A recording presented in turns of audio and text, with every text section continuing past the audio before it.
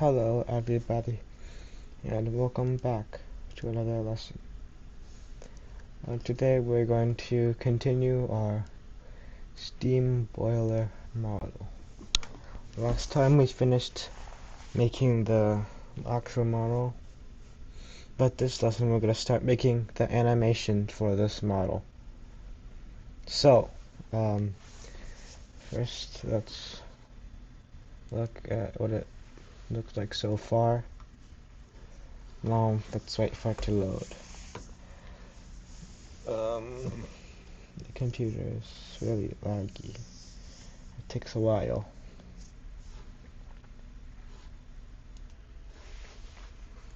So, well, this is what we had last lesson. We had the model, the coloring, and then we also had the nodes, which are stacked on top of each other. But we can unstack them. You know what I mean? Yeah. You can see these three are made of glass, and the reason for that is we're going to be showing something. What are we going to be showing? Well, we want to show the water level is changing, like the water from here going up there, water from here going up down there, and then this thing boiling up, and then water coming up there in the form of steam. So how are we going to do that? Well, this is where the glass comes in. We're going to animate bubbles. Remember from last time we had a bubble texture. We're going to have bubbles come down into here, and then bubbles come up back into here. Then the steam is also going to be bubbles coming up here, and then we have bubbles coming in here to like replace the old water that got out. So let's start. So let's start by defining some things, because well, that's a good place to start. And obviously let's add the fancy lines, animated flows. You must have the fancy eagle signs. If you don't, then you're a bad coder if you don't have the comments with fancy eagle signs. I'm just kidding. Now, let's do the first function. Animate line. So our bubble is just going to start from one place, go to the other, right? So the line is just saying, okay, start animating the bubble coming from here down to here, and the parent will be the object for the bubbles. So I'll use this. We're going to tell it, okay, use the bubbles, and we're going to create shortly, and then P0, so point 0, first point, P1, where it ends. So with the object where it ends, and then the frames, F1, F0, F1. And actually for this function we only need 2 lines. Location is P0. The location is P0.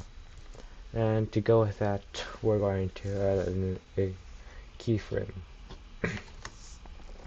However, I'm actually going to use the semicolon, which is to like put 2 lines into 1 line to better show that they're connected. obj.keyframe, however, removing the semicolon and then having them be 2 lines also works. So keyframe insert data path is equal to location, because we're changing the location, and then frame is the start frame that we defined. So frame 0, and then we get the location to go to P1. So we're going to insert the keyframe for when it is P1. location, changing location frame is equal to F1. So this code is just saying, just animate the moving based on the location of the keyframes.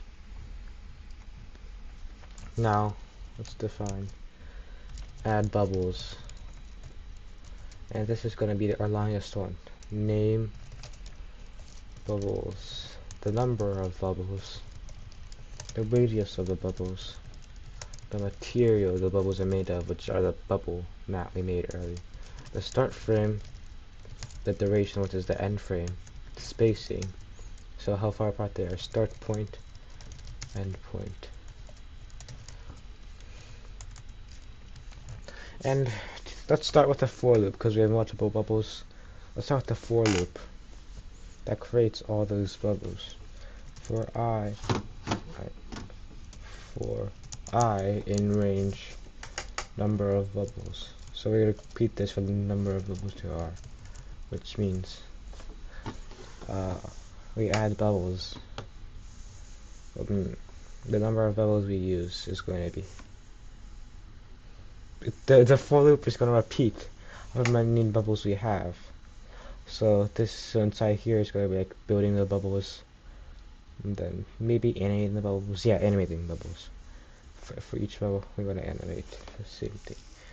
bpui.ops.mesh.primitive UV sphere add the bubbles are a sphere. Radius is the radius of the bubbles, and the location. This is the start point. Then bubble bpui.context.object, so naming them. So in Python I will refer to this object as bubble, and then in Blender we're going to refer to them as the bubble what number. However, we can't just say like bubble 1 because it's a for loop, so which means that all the bubbles are going to be named bubble 1. We need to use f name bubbles dot and then I O2 D.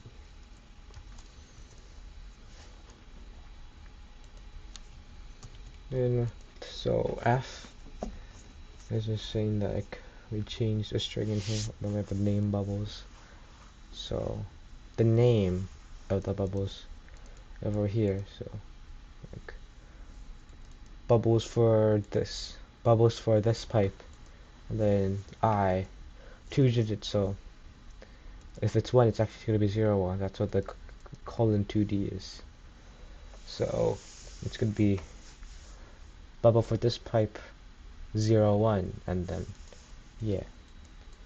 Oh, this implies that we're going to have more than 10 bubbles. But less than 100 bubbles. Bubble.data.materials to .append. Material bubbles. So, yeah. We add the material self-explanatory. So now F0 is equal to start frame plus I times spacing. So, what this basically is, so that just controls when the bubbles start. So, if they all start at the same time, then, well, that's not good. So, spacing is like how far apart they are, which is also when they start. So let's say over here, we have one bubble that goes here, then shortly after another bubble comes. So that's why we have the I times spacing. They have to equal space every time. Now F1 is equal to F0 plus duration. So they all use the same amount of time to get here to this endpoint, but we can't just define them as the same frame, otherwise they would start at different times, but then they would end at the same time, which would be confusing. Now let's use our animate line we defined over here. animate line bubble, so our bubble that we've created, and then start point, end point. So the start and end point over here, and then F0, F1, the frames.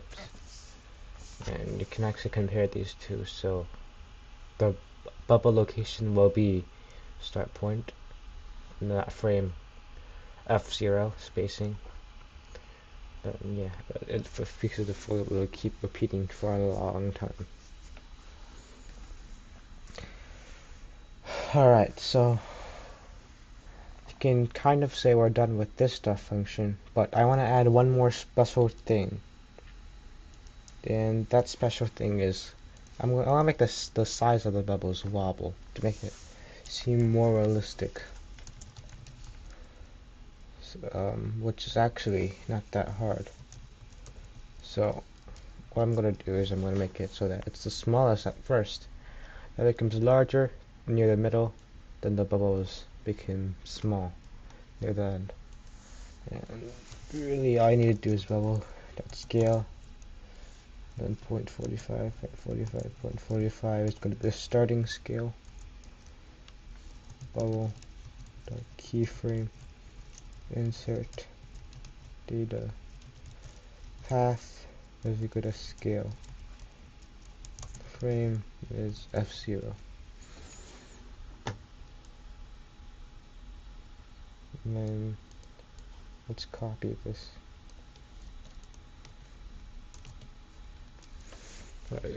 So this is going to be near the middle, and it's going to be 0.85, and the frame is going to be F0 plus the duration times 0.5. So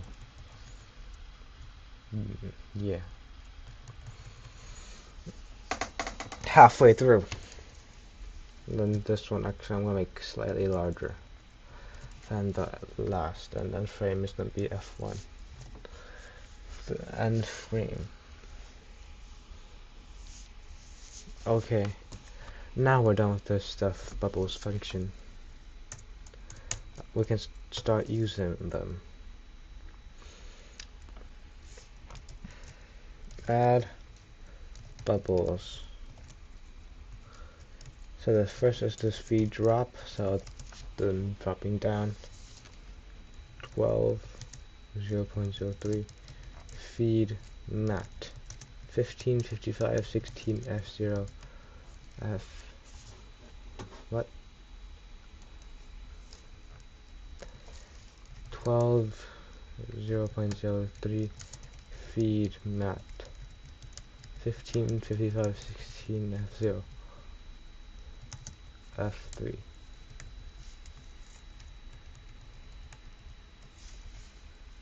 15, 55, 16. So just feeding into here. I was wrong about this part, ignore that part. And then I'm going to copy and paste this because I don't want to type all of that again. This time it's going to be down, so I think this way is down. So like that. Down. It's going to be number of 22 bubbles, number of bubbles 0.4. It's going to be water mat, so it's going to look like water because the water is dropping down. And then here are the numbers, so like the radius. No, this is the radius. Like the start frame, duration 110, then 7, and the locations are the same locations we have up here. So like riser, down, outlet, outlet. No, not those. These. These are D1, D2, D3.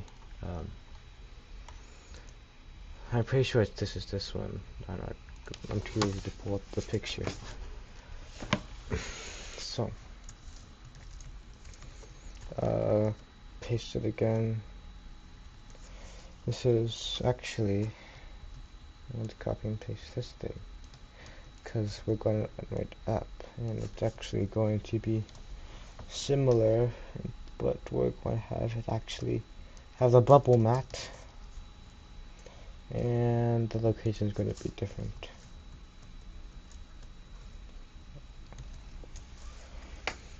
Alright, now we're gonna animate the steam coming out from this part. Steam. So there's gonna be 16 bubbles. They're gonna be ever so slightly bigger. They're gonna be the steam that we created. And we're gonna start at frame 22. And that frame 75. 9. S0. That's not S0. S0. S2. Let's test this out.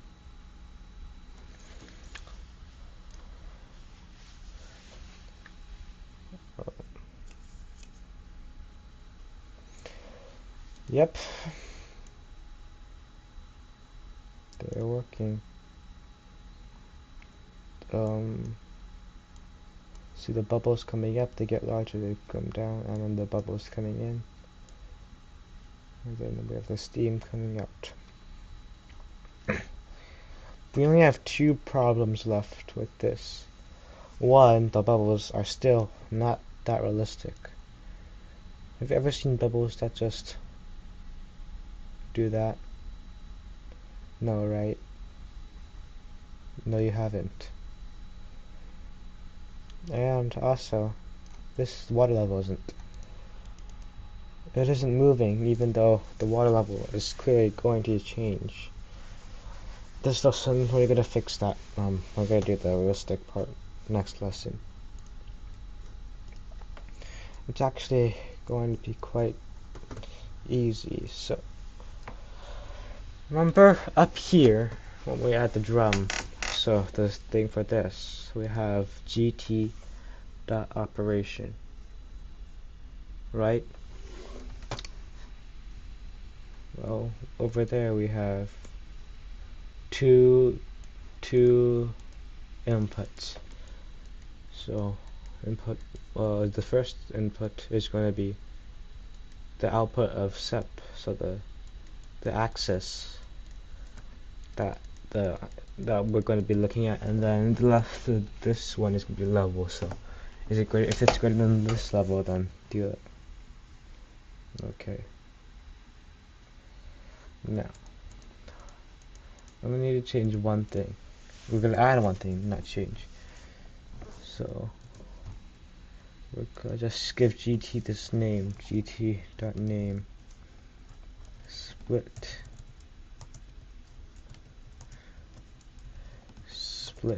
GT, because we're splitting the water. And we're gonna do this because we're gonna control this level variable outside, and we need to name it to be able to control it outside of this def function. Right? And we control it. Now we have that. Let's write some code. So equal sign, animate the steam drum level changing. And I'm just going to copy and paste this to the equal signs to be fancy. Alright.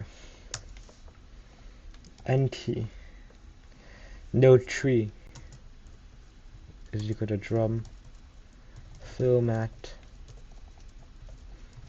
that node tree. We know what the drum fill mat is, we defined it. We're just grabbing its node tree. Then GT is equal to NT that nodes split GT. If you didn't have the name, we wouldn't be able to use this to grab the function, not the function, the node. So we first grab the node tree, then we have to grab the thing. Now Yeah. So we only need to worry about the second input, so let's do that. Dot default value is equal to 0.18. So that's lower than the normal one. Then keyframe insert data path is going to be nodes split gt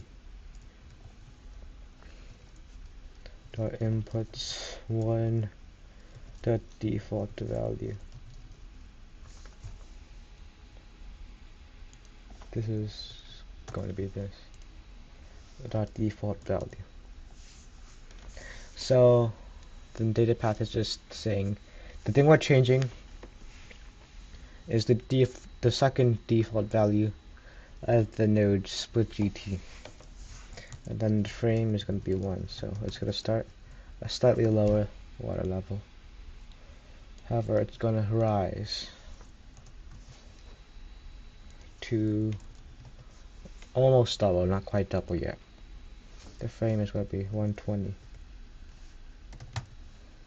And yeah, so the water level is going to change. Alright, now we'll have one thing left to do. That's going to be the scene timing, so we don't have like a super duper long animation. Scene timing. If you don't remember this from our previous lessons, I'll code it to you and you will remember. Scene is just bpr.context.scene. Scene.render.fps is 24. Scene.frame start is 1. Scene.frame end is 240. So, yeah. We are making sure that it's 240 frames. And did I run it? Let's see. Okay. It's taking slightly longer than usual, so yeah, I ran it. Look, the water level, it's changing. Wait, let's wait for the animation to end, then you can see it move again. See? It's going up. So, our code was a success. Yeah. And next lesson, we're gonna do the bubbles. So, that's it for this lesson. See you all in the next one. Bye.